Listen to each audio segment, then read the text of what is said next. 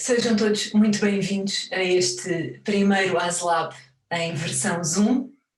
Para quem não me conhece, eu chamo-me Rosário Salema de Carvalho e sou a coordenadora da Rede de Investigação em Azulejo, que é um grupo do Artis, o Instituto de História da Arte da Faculdade de Letras da Universidade de Lisboa, que, em parceria com o Museu Nacional do Azulejo, organiza estes seminários mensais sobre azulejo e sobre estudos de azulejo. Enfim, como alguns sabem, sobretudo os que nos acompanham há mais tempo, o ASLab decorre habitualmente na Faculdade de Letras, mas fevereiro foi a última sessão presencial. Adiámos as sessões de março a junho e para compensar esses adiamentos criámos pequenos vídeos, o que designámos por ASLab ao minuto, e disponibilizámos na nossa página do YouTube que inaugurámos em junho. Ainda esperamos repor estas 4 sessões, mas entretanto resolvemos aproveitar a oportunidade que a pandemia abriu. É verdade que deixámos de poder reunir presencialmente, mas podemos continuar a partir desta plataforma, o que nos permitiu convidar investigadores, enfim, de qualquer local, que anteriormente teríamos muito mais dificuldade em ter entre nós. E por isso posso anunciar desde já que em novembro o nosso convidado, enfim, não vem de muito longe, é certo, mas vai ser com certeza uma sessão imperdível e teremos connosco o professor José Rúdio Garcia Arranz, da Universidade da Extremadura, para nos falar sobre os emblemas na azulejaria da primeira metade do século XVIII. E depois, em dezembro, seguimos até Liverpool para ficar a conhecer um laboratório de cerâmica aplicada à arquitetura que é dirigido pela professora Rosa Urbano Gutierrez. No ASLab 2 não há convidados, ou melhor, os convidados somos todos nós. E o desafio é conversar um pouco sobre azulejo, naturalmente. Alguns dos nossos investigadores fizeram novas descobertas, outros acabaram um ciclo, iniciaram novos ciclos, outros têm projetos que gostariam de falar, e alguns dos inscritos deixaram uma série de sugestões de temas para conversar hoje, ou para pensarmos em conjunto e avaliar a possibilidade de, no próximo ano, termos sessões dedicadas a esses mesmos temas. Nós estamos agora a preparar o calendário de 2021 e este ASLab é importante também nesse sentido. Enfim, eu vou fazer de moderadora. Peço-vos que sejam relativamente breves nas vossas intervenções, mas vamos manter o formato informal do ASLab. Mas enfim, peço-vos que sejam relativamente breves para que todos possamos ter a oportunidade de nos manifestar. De acordo com a lista que tenho, sei que o Celso Mangucci e a Rafaela Xavier tinham alguns assuntos que gostariam de abordar, o Alexandre Paes também, mas se me permitem, eu iria começar por dar a palavra à Eva Maria Blum, que de certa forma inspirou o ASLab de hoje e que não tem um, mas sim vários assuntos para nos apresentar e para conversar connosco. Por isso eu passava desde já a palavra à Eva. Obrigada bom dia a todos. É bom ver vocês todos depois de tanto tempo. Rosário, eu ainda não percebi como eu inspirou esta conversa de hoje, mas a verdade é que tenho uma pequena lista de temas que gostaria de abordar, embora qualquer tema que aparece no ASLab é sempre muito interessante e vale sempre muito a pena. E se calhar começo com a minha sugestão, que não tem nada a ver com um tema especial, mas do que já falamos várias vezes, isto é a proposta de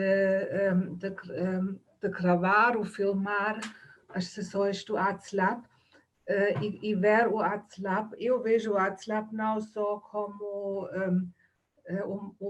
como divulgação e como início para redes de ação e de conversas, mas também eu acho que traz muito material para investigação.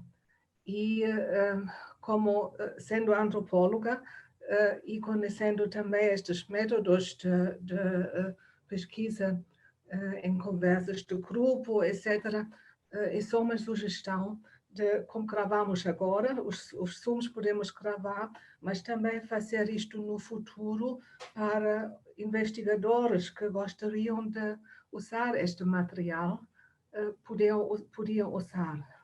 Não?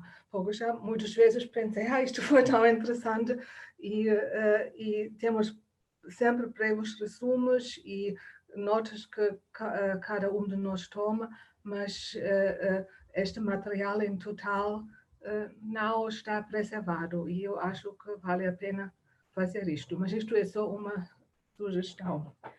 E depois tenho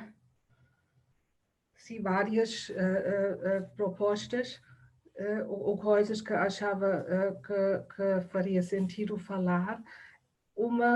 Um tema veio de conversas que teve com a Rosária e com o Alexandre, que ambos falaram no grande perigo o azulejo tem neste momento por causa dos processos de reabilitação urbana, no âmbito também do aumento turístico, etc., e do desaparecer de muitos painéis dos interiores dos prédios e palácios. E isto é uma coisa que eu não fazia noção, que não tinha noção que isto é um problema tão grande, como vocês descreveram, e achei que, se aliás, se pode encontrar alguém que pode falar um pouco sobre o azulejo no âmbito da reabilitação urbana, como também possibilidades e chances, mas também os perigos que isto tem. Isto é um tema. O outro tema é que eu acho que há ainda muito, mas vocês sabem isto, muito para explorar no âmbito de tudo que tem a ver com as fábricas. E com as fábricas, claro, também históricas, mas também no século XX. E achei, por exemplo, muito interessante quando ouvimos num dos labs também sobre os papéis dos empreiteiros que têm, nas escolhas que elas fazem, nos políticos que elas têm para comprar azulejos que em grandes massas são aplicados depois nas paisagens urbanas. E acho ainda se sabe pouco sobre estas, no fundo, estas políticas empresariais, não? E tudo que tem a ver com fábricas, notei várias vezes conversas que vocês tinham que já se perdeu muito material quando fábricas são destruídas ou nem se guarda as atas e depois é sempre muito complicado de recuperar tudo o que tem a ver com isto. Mas isto é um caso que também se insere na questão como se trata o patrimônio industrial, não, em geral. Mas as fábricas do azulejo não escapam disto. E são estas coisas sim, muito que tem a ver com a questão das fábricas. E uma outra coisa que também é muito recente como tema, e ouvi várias vezes referido, e que antigamente foi um pouco desprezado, eu gosto das pessoas para os azulejos. Eu gosto que elas têm, quando estão a decorar as casas delas, do exterior, mas também do interior, e isto eu acho só há muito pouco tempo acha-se que vale a pena olhar para isto, mas eu acho também pode ser bastante interessante e provavelmente todos estes temas podem já ter jovens investigadores que já começaram a trabalhar sobre isto e podiam falar-nos sobre estas coisas. E deixa-me ver o que é isto,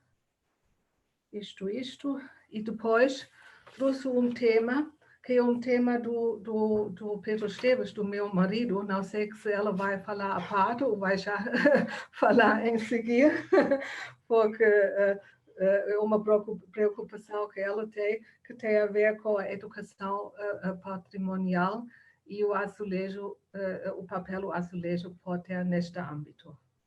Sim. Sim, posso acrescentar só uma pequeníssima coisa para não alongar. Há museus que fazem visitas guiadas a zonas históricas dos seus sítios, museus municipais, nomeadamente, que nós conhecemos. E estão a pensar, aqueles que nós conhecemos, também falar sobre os azulejos. Portanto, seria giro, seria interessante para que tivesse um certo suporte de outras informações e que estabelecesse uma rede. Também as escolas bem trabalhadas, provavelmente através da influência dos museus, podem começar a fazer coisas. Há professores que são sensíveis, ou das artes, ou das matemáticas, por causa dos azulejos de padrão, que é o meu caso. Deixe isso em aberto. Sim. E eu só quero acrescentar que, como nós vivemos na margem sul e temos muitos contactos aqui com os museus e as escolas, etc., sabemos que há um certo interesse aqui para estes temas no âmbito também da educação patrimonial, e quer dizer também do tipo dos azulejos, da história que está ligado também a estas partes geográficas. Sim. Agora acabo. Há muito mais e há muitos mais temas, mas foram estes que me passaram pela cabeça quando tomei as minhas notas. Sim. Acabo. Agora. Obrigada, Eva. Obrigada, Pedro. Então, eu ia só fazer aqui, só comentar muito brevemente estas questões e depois deixava o resto do grupo também para comentar. Em relação às gravações do ASLab, de facto, esse é um tema que nós já conversámos várias vezes. Até agora foi difícil para nós conseguir reunir as condições necessárias para poder gravar o ASLab e disponibilizá-lo.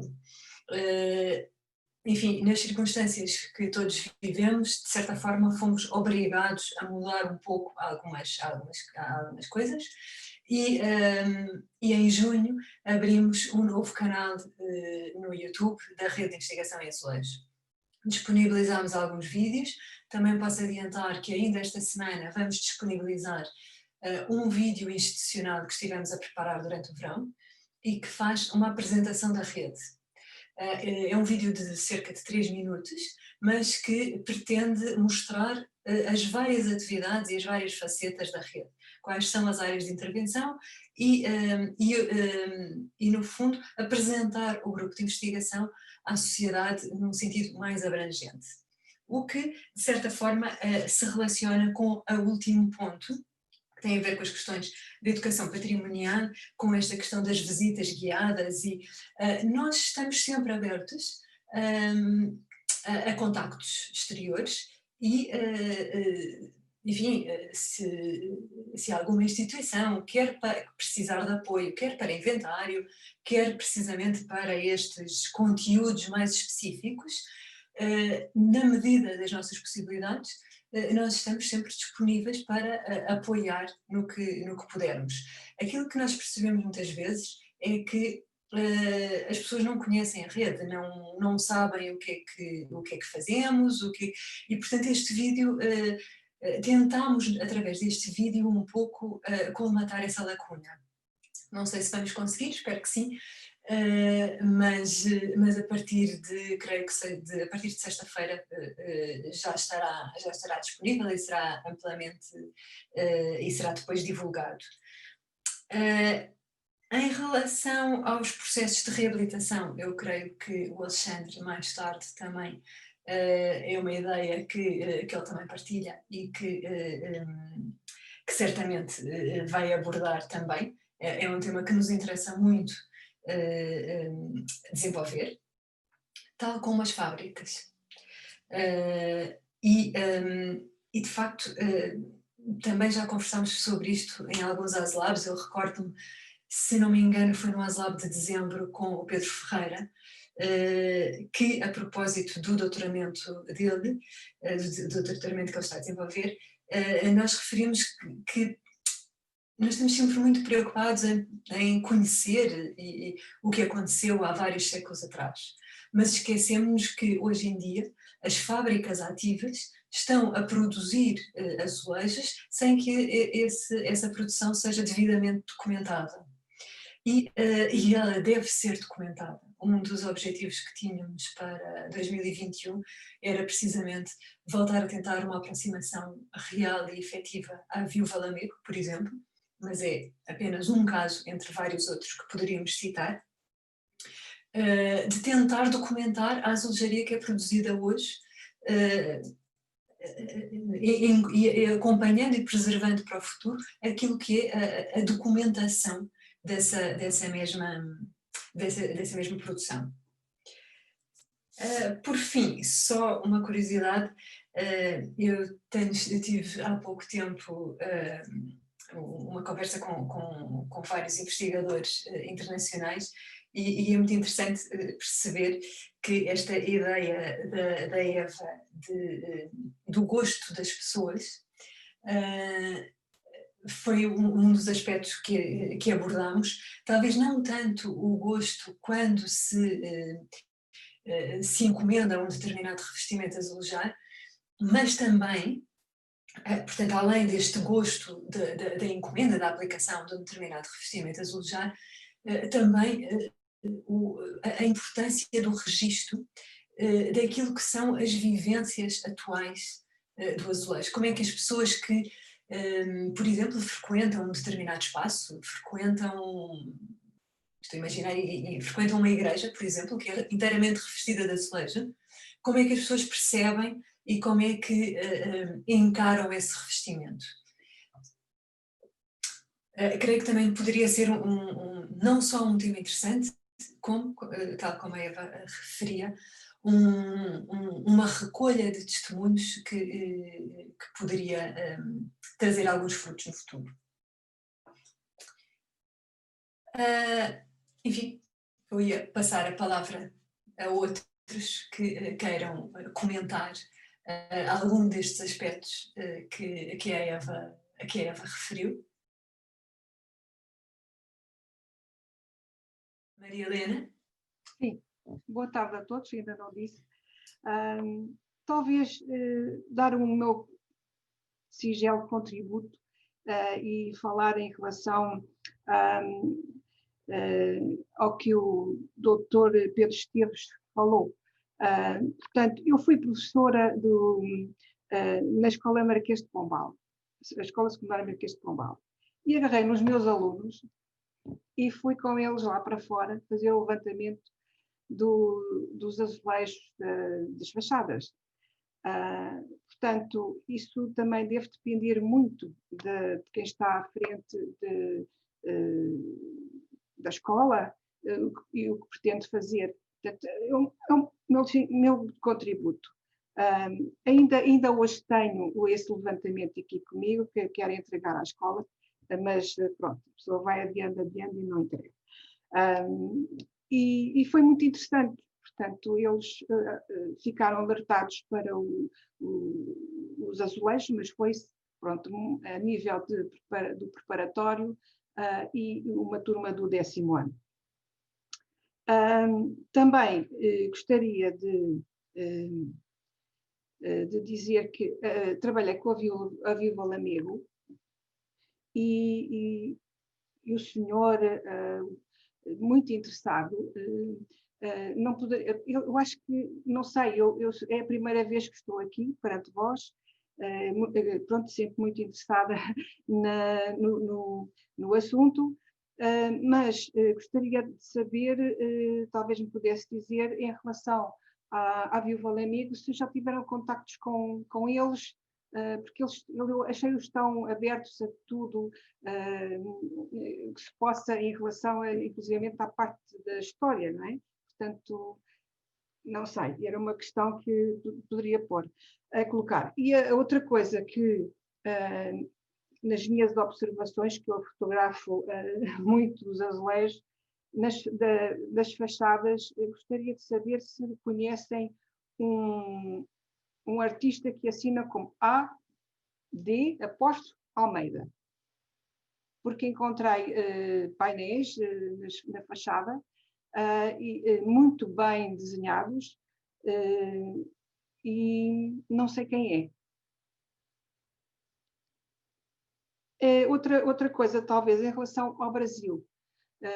Não sei se já falaram também sobre o intercâmbio, com certeza que sim, não é? Portanto, com muitas investigações, mas eu lembro que há muitos anos fui a São Salvador da Bahia e na visita guiada a uma igreja com os nossos azulejos e o senhor falava de coisas muito erradas. Portanto, também suponho que poderiam talvez fazer alguma coisa sobre este assunto, alertar essas pessoas que fazem as visitas guiadas e que não têm muito conhecimento. Acho que para já é tudo. Muito obrigada.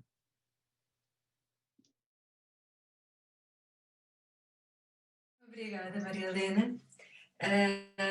Em relação, ainda pegando na primeira questão portanto, da educação patrimonial, gostava só de recordar que um dos nossos parceiros, o projeto SOS Azulejos, tem a chamada Ação Escola, que envolve alunos de todo o país, precisamente com projetos que depois são apresentados no Dia Nacional do Azulejo. Em relação à Viúva Lamego, sim, fomos desenvolvendo vários contactos ao longo dos tempos e mantemos uma relação muito cordial com a Viúva Lamego. E sim, de facto gostaríamos de ampliar um pouco mais essa relação, até porque neste momento temos pelo menos uma tese de doutoramento a ser desenvolvida na área da azulejaria contemporânea, da Inês Leitão, que está aqui connosco, e de facto seria importante começar a ter esta perspectiva de registar e documentar o que é produzido hoje.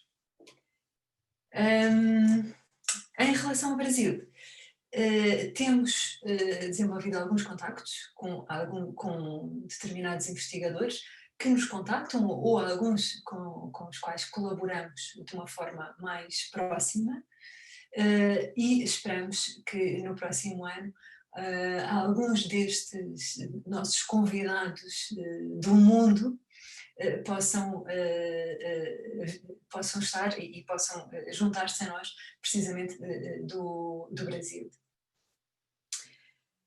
Já o artista que menciona, da Almeida, eu não identifico à partida, não sei se alguém identifica. Perguntava-lhe só em que local exato em que encontrou estes revestimentos? Numa pequena vivenda no Cacém. Suponho que já não deve existir, porque estava muito degradada, mas ficava muito perto daquele mini centro comercial que há lá. E, portanto, tem um registro religioso na fachada, e depois no pequeno poste, vai lá, entrada da casa, tem dois painéis, um de cada lado, lado direito e lado esquerdo, e são magníficos. Eu tenho fotografias. Eu não sei se alguém tem conhecido, tem alguma identificação. Devo dizer que estão datados de 1943 e 44. Sem identificação de fábrica? Sem identificação. Ok. Alexandra, algum comentário? Desculpa. Boa tarde. Eu estava a tentar localizar esse edifício no Cacém, ao pé de um centro comercial. Não era um que ficava ao pé dos Correios, não é numa curva. Eu devo dizer que não, eu não conheço o Cacém, fui lá a esse centro comercial, mas fiquei mais cá fora, no marido é que entrou. E, claro, tirei fotografias a essa pequena vivenda, fica mesmo em frente ao centro comercial. Se ainda existe o centro comercial, não sei. Pois, não estou a ver exatamente. Eu não conheço. Eu posso enviar-lhe as fotografias. Eu, de facto, não conheço o autor também. Ada Almeida, não conheço. Provavelmente, sendo registro e sendo com essas características, se calhar é David Valamigo. Eventualmente, não faço ideia. Não conheço, de facto, esta figura. Teríamos que fazer alguma pesquisa e ver se encontramos outros registros semelhantes. Acho que... Devo dizer que a cor é azul. Azul, sim, são azul e branco. Sim, predominante azul. Eu penso que sei o que é, mas não tenho certeza se estamos a falar da mesma coisa. Sim, mas eles são azul e branco. E são revivalistas, se bem me lembro, se é o que eu estou a pensar, são um tipo revivalista. Bom, um é a figura de uma menina que está sentada perante uma mesa e em cima da mesa tem umas cerejas, mas muito bem com contrastes de sombra. O outro é muito rural, com uma igreja, mas eu posso enviar os azulejos ou para a doutora Rosário posteriormente.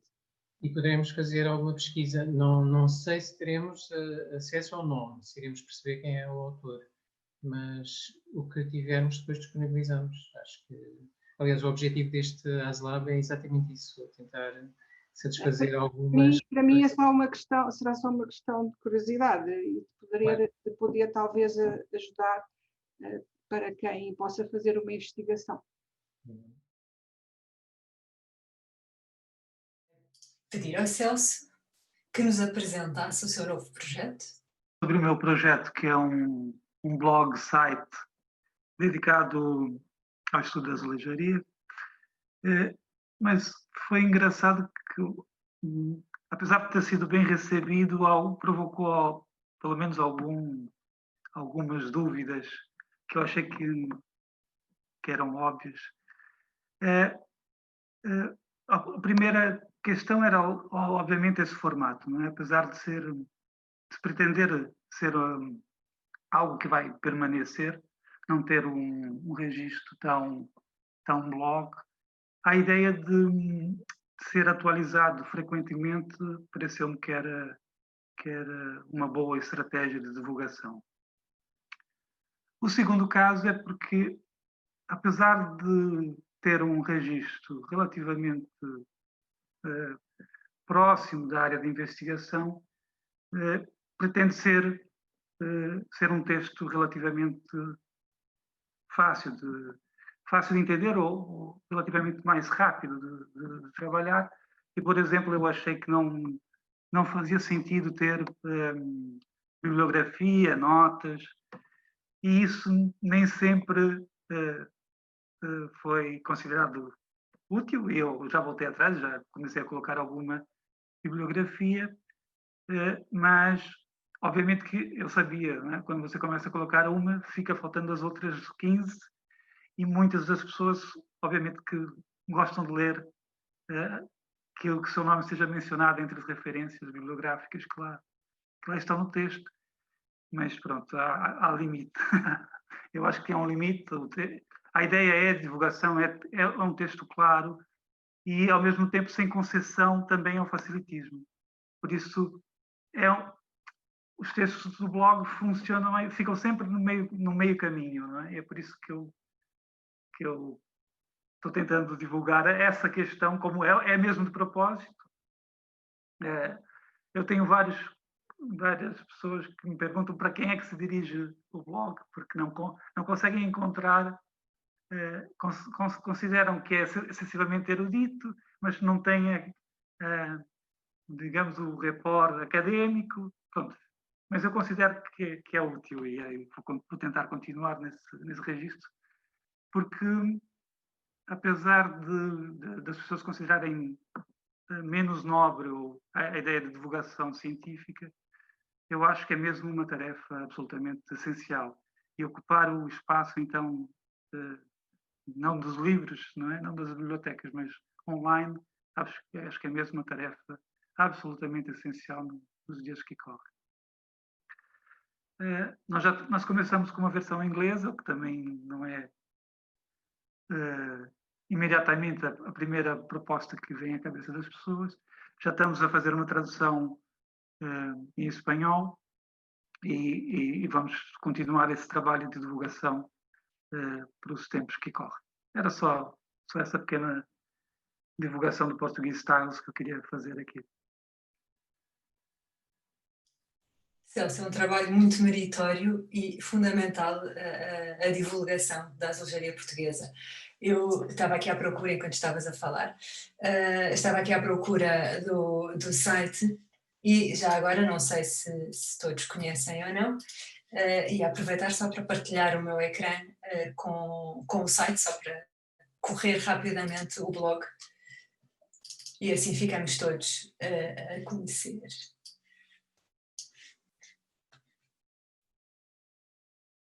Se quiseres ir fazendo comentários, Celso.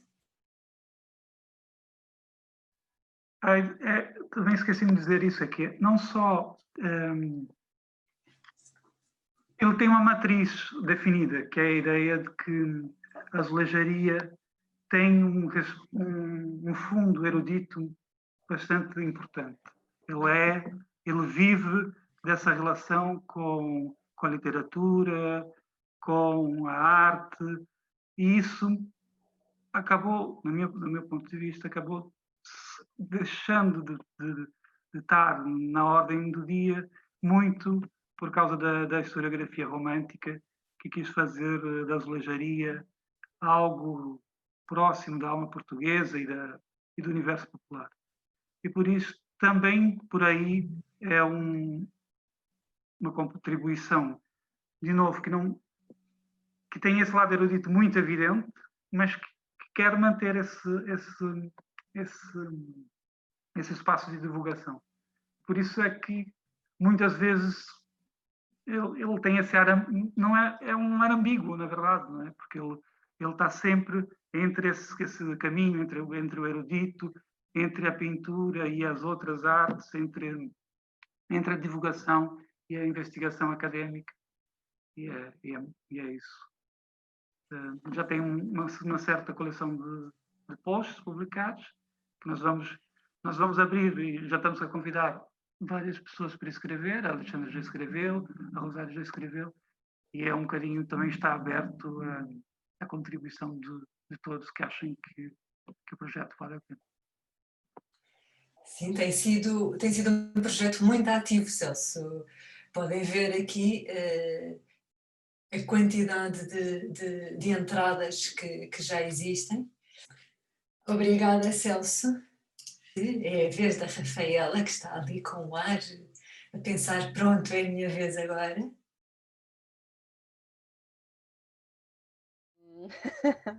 Está bem. Boa tarde a todos. Eu queria desde já dar também as boas-vindas e um bom regresso a todos e ao trabalho de todos. E é muito bom saber que o ASLab também está a voltar à normalidade no sentido do convívio e da participação de todos no mesmo local, ainda que digitalmente. Vou falar um pouco sobre o que eu fiz assim muito rapidamente. Eu, portanto, terminei o meu mestrado em março e que incidiu sobre a catalogação e inventariação dos azulejos panamoriscos do Palácio Nacional de Sintra. E com esse trabalho foi possível nós darmos início, no âmbito do AS Infinito, à catalogação dos padrões das azulejarias panamarisca, portanto, dos séculos XV e XVI. Foi um trabalho demorado, um trabalho rigoroso, feito não só pela equipa portanto, do projeto de catalogação, os colegas da rede, o Rosário, certamente, e o Alexandre. E este trabalho permitiu-nos, ao abordar o objeto, portanto, o azulejo, sobretudo o hispano-marisco, de uma forma diferente, e ao catalogá-lo no sentido da visualização e da sua historicidade, digamos assim, permitiu-nos conhecer coisas novas, não só sobre os próprios padrões e sobre os próprios azulejos, mas também sobre o próprio Palácio Nacional de Sintra e sobre as campanhas que ali ocorreram. O nosso projeto agora de futuro, o nosso, eu digo sempre nosso, porque assumo sempre como uma coisa em conjunto, mas na verdade é o meu projeto de tese de doutoramento que estou a começar. Vai ser, portanto, no fundo, estender as metodologias que usamos para a catalogação dos azulejos panamariscos aplicados no Palácio de Sintra a outros núcleos, portanto, mudéjares.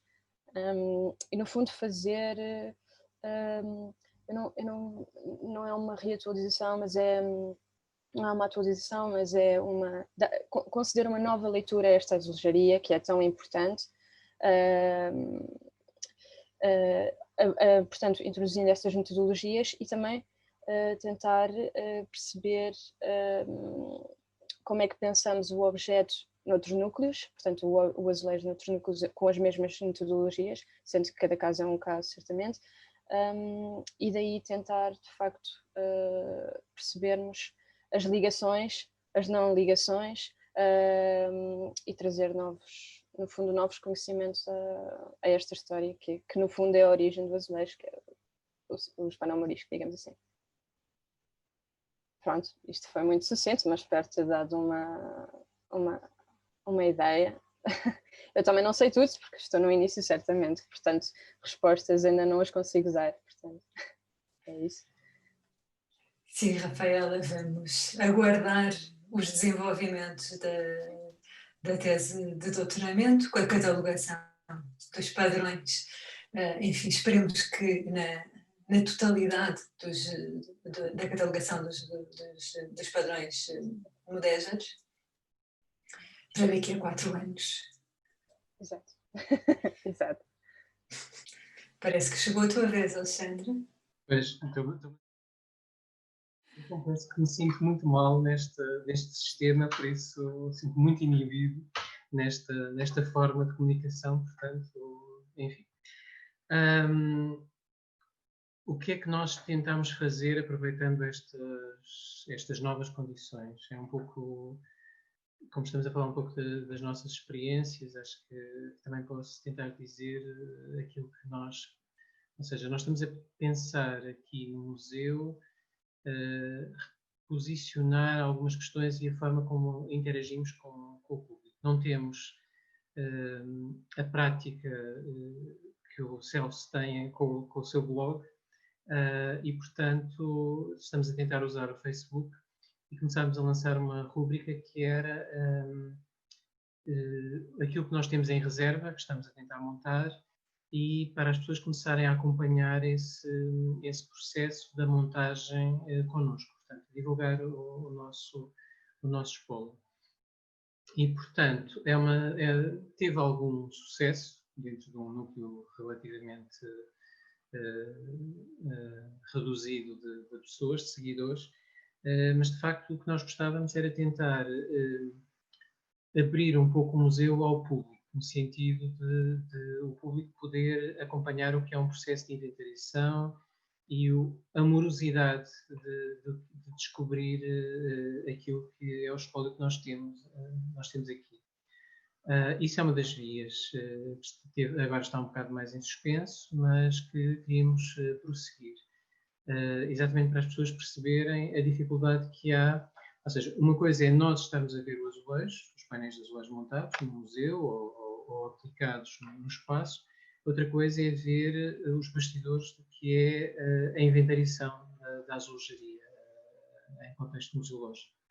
E os aspectos bons, ou seja, quando nós conseguimos montar o painel e mostrá-lo, e os aspectos menos bons, que é termos painéis que andamos há 10 anos a tentar montar e normalmente conseguir montar peças que consideramos que são importantes e que apresentamos e que ainda continuamos aqui a labutar à procura dos elementos que lhes faltam. Isso é uma das vias do trabalho que estamos a tentar apresentar. Um outro aspecto é sempre a renovação do museu à luz daquilo que vamos descobrindo e à luz daquilo que são as nossas possibilidades dentro do pouco espaço físico que temos. E, portanto, estamos a trabalhar, éramos para ter apresentado este ano, porque este ano o Museu Nacional dos Azulejos celebra 40 anos. Enfim, se calhar não queria, o museu não tinha vontade de celebrar os 40 anos, queria manter uma idade mais jovem, e, portanto, nós não conseguimos fazer grande celebração. Estávamos a tentar, seria este ano que iríamos inaugurar uma nova sala, ou seja, renovar aquilo que nós chamamos de Sala dos Arcos, que seria a azulejaria do século XVIII, do período da grande produção até ao Roqueiro. De qualquer forma, estamos a trabalhar no restauro destes painéis, haverá surpresas, há peças que serão apresentadas pela primeira vez, peças até de grande vulto. Portanto, estou a fazer de Xerezade, não é? Que é contar qualquer coisa para ficarem todos mais entusiasmados, espero eu, para quando a sala abrir. E, portanto, estamos a trabalhar nesse sentido, estamos a tentar arranjar financiamento, estamos a tentar fazer essa apresentação, ou seja, se não conseguimos este ano, será no início do próximo ano essa nova sala. E estamos a tentar pensar em novas formas de interagir com o público, de facto. Não da forma de um blog, não temos capacidade para isso, mas tentar interagir no sentido de fazer o público acompanhar o processo, como estava a dizer, de inventariação.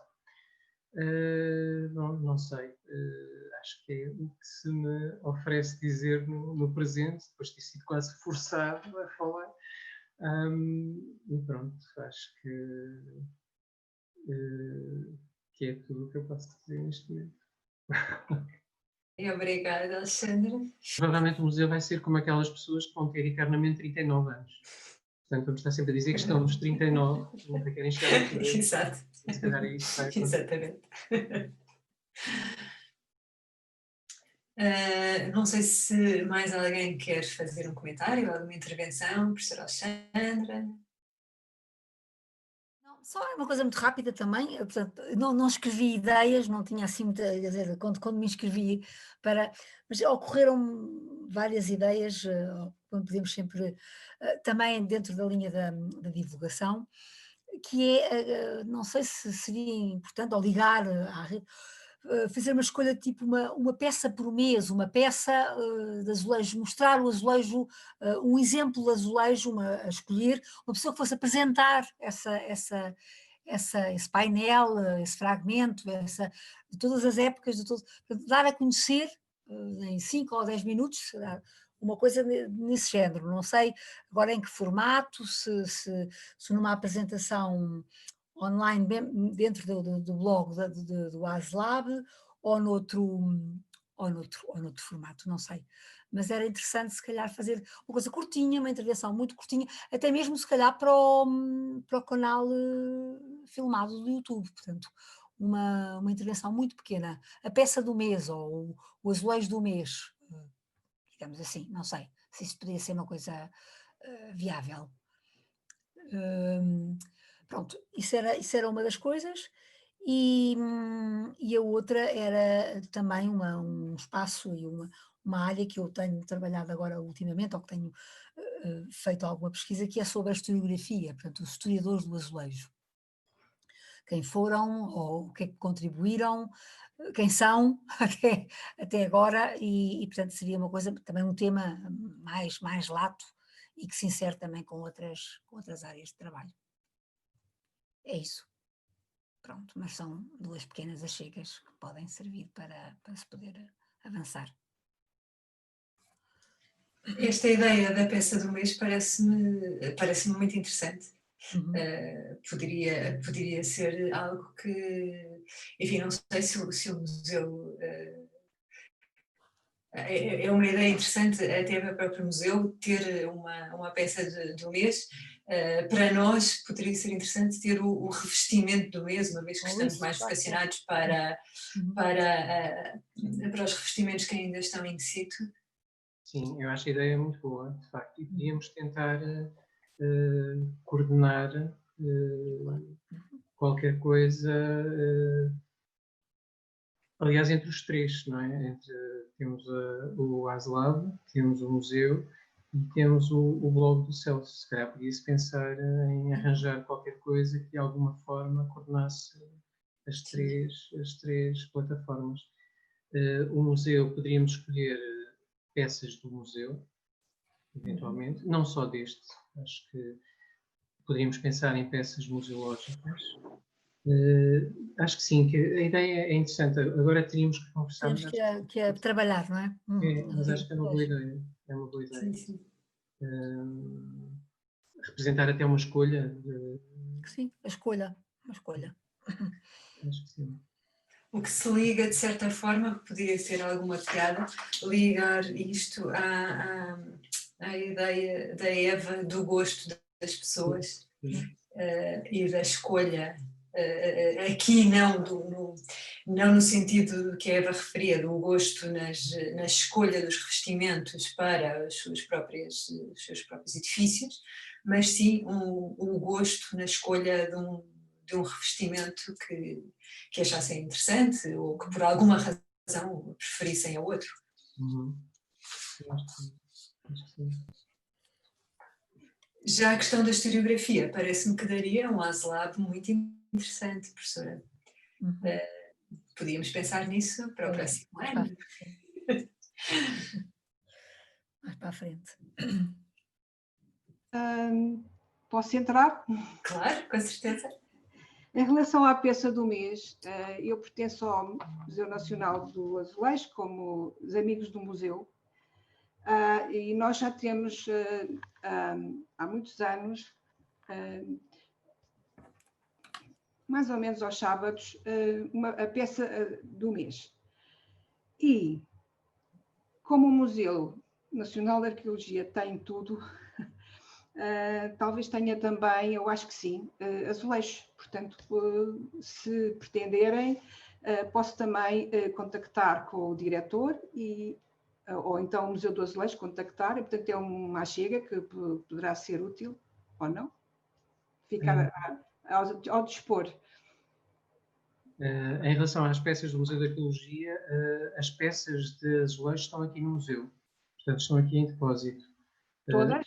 Todas, a coleção deles está toda aqui. Ótimo. Por isso, quando até estava a pensar na ideia de não nos centrarmos só neste museu e pensarmos em termos museológicos, há de facto muito boas coleções, desde Évora ao Algarve, agora não consigo, pronto, o Norte, obviamente, e podíamos começar a pensar no azulejo enquanto objeto museológico, de facto. Peça de azulejo por museu, por exemplo? Assim, nós poderíamos pensar, de facto, na questão da peça, no sentido, o museu centrar-se em peças museológicas, o ASLab pensar em revestimentos e pensarmos numa forma de fazer uma coordenação disto.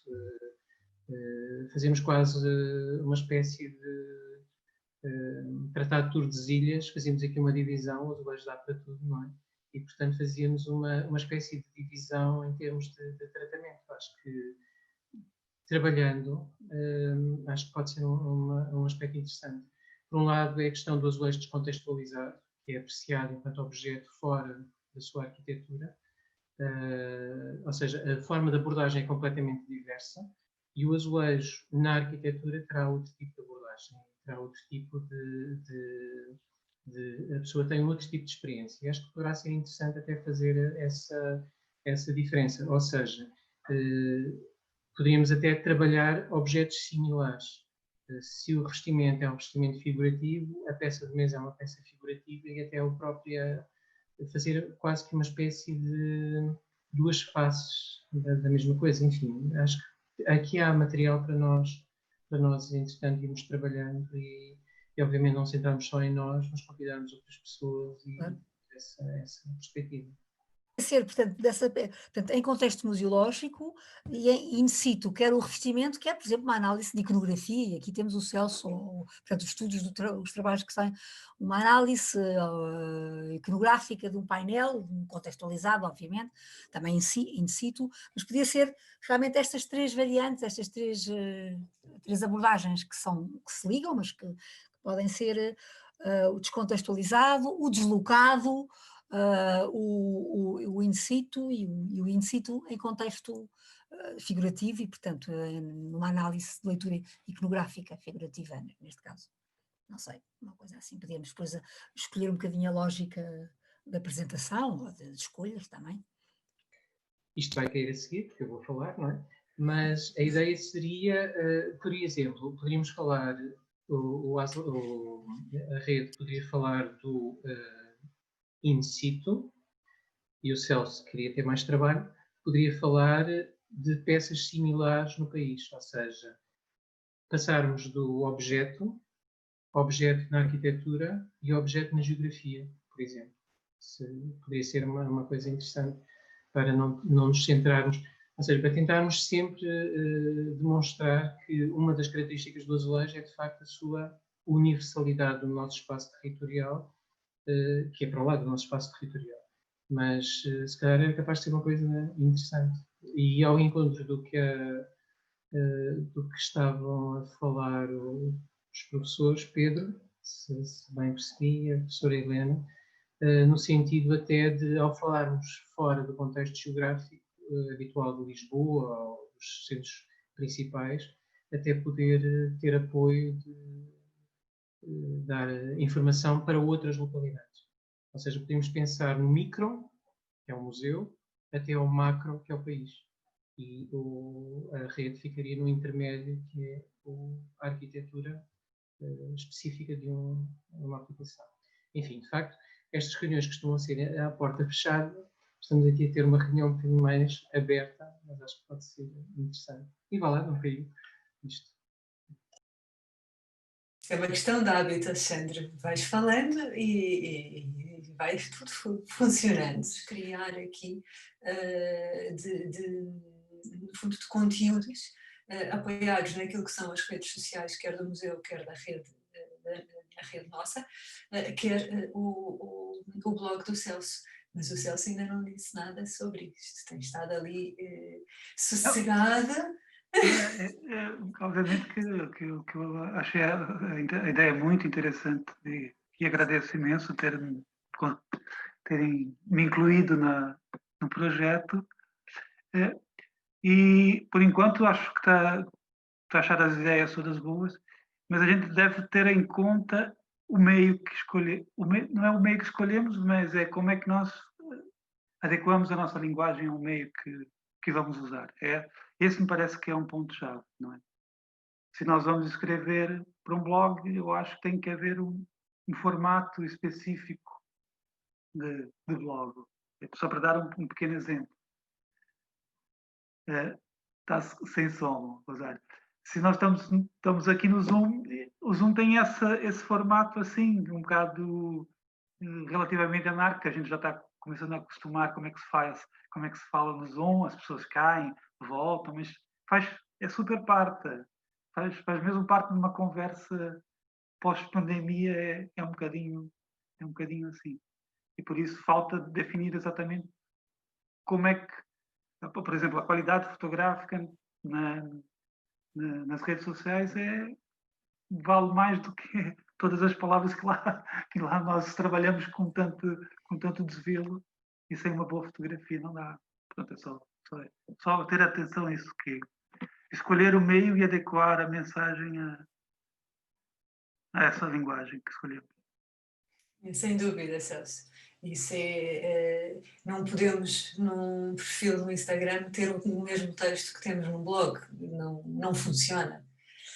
E isso mas eu creio que aí podemos ter um texto no blog, por exemplo, que é um texto mais extenso, e depois ir buscar no fundo, alguns destaques que depois permitem até ter não só uma publicação, por exemplo, no Instagram, mas ter 2 ou 3 a propósito do mesmo tema.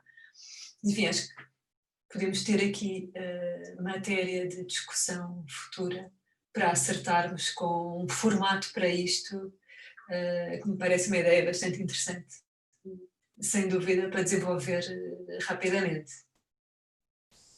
Avançando aqui nas nossas questões, não sei se mais alguém tem algum comentário a fazer. Nós estamos agora a preparar o calendário do ASLab do próximo ano e além daqueles temas que já vimos aqui, eu ia só, na verdade, tentar aqui fazer alguma súmula dos temas que já nos foram referidos.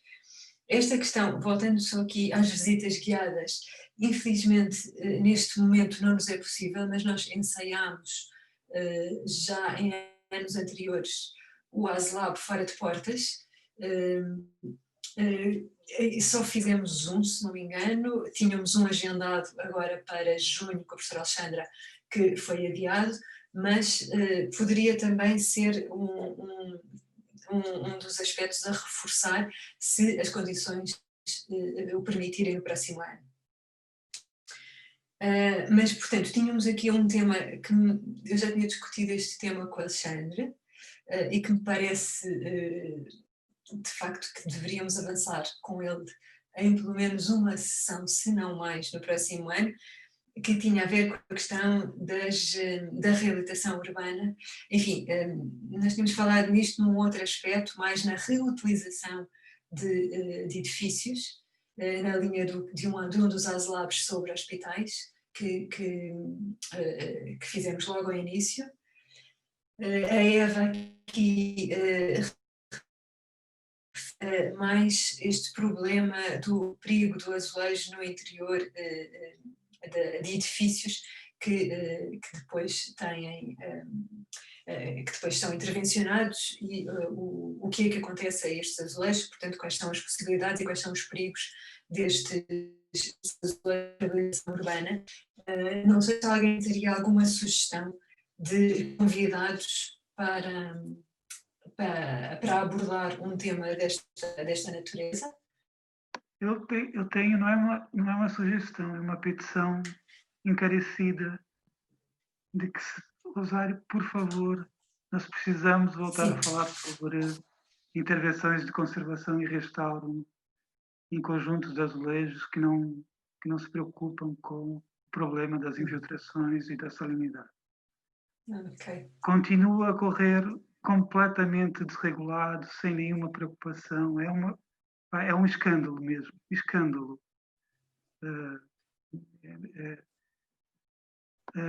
Na Igreja da Misericórdia, um projeto que eu tive envolvido, de Évora, que eu tive envolvido, foi colocado de novo como uma coisa completamente secundária. Gastou-se rios de dinheiro e, mais uma vez, não se preocupou com o problema. Eu podia continuar a dar-vos outros exemplos, vou ficar aqui para não chatear, mas é mesmo algo escandaloso, mesmo escandaloso. Acho que é inacreditável. Há investigação, há trabalhos incríveis publicados, doutoramentos a correr, e como é que é possível que não continuamos a ter dinheiro, fazer intervenções e serem intervenções medíocres? Não sei. Não consigo entender. Alguma sugestão que pudesse, de convidados, de pessoas que pudéssemos convidar para debater essas questões, Celso? Assim, não me esqueço agora o nome, mas tem no Porto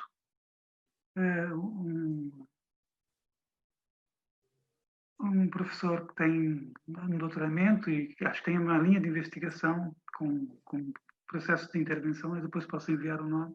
Tem a Lourdes Esteves, que defendeu tese sobre isso recentemente, e essas pessoas têm que vir mesmo a público falar, porque continuamos, e podemos convidar às direções regionais de cultura, porque é que os técnicos consideram que não têm poder de intervenção sobre as intervenções em curso continuam a achar que não. Mas pronto, não consigo entender. Tínhamos a questão da historiografia, que também já ficou aqui apontado.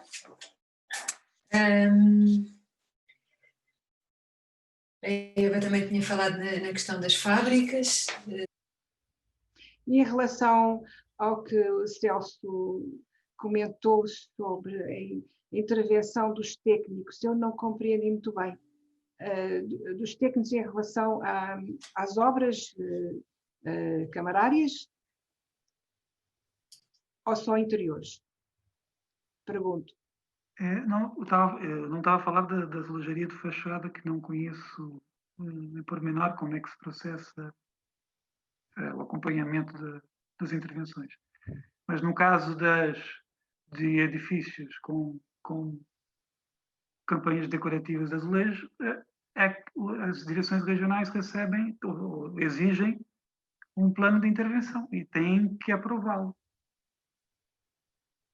Como é que aprovam coisas que depois não obrigam a realizar? É que fica a questão.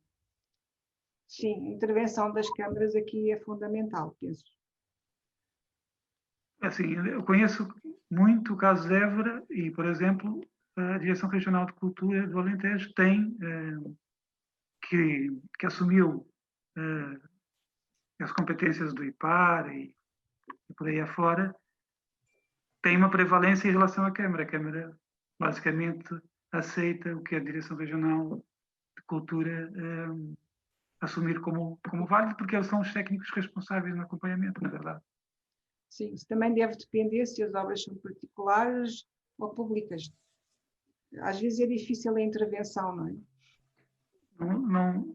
Em termos legislativos é igual, não é?